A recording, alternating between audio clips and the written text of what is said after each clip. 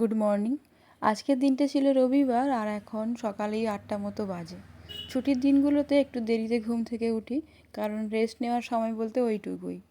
ঘুম থেকে ওঠার পর স্নান করে এখন পুজো করে নিচ্ছি। পুজো করে এলাম আমাদের ঘরের সামনের বাগানে।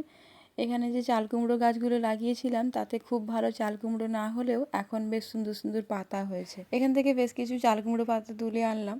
এই চাল কুমড়ো পাতার ভাজা খেতে খুব ভালো লাগে।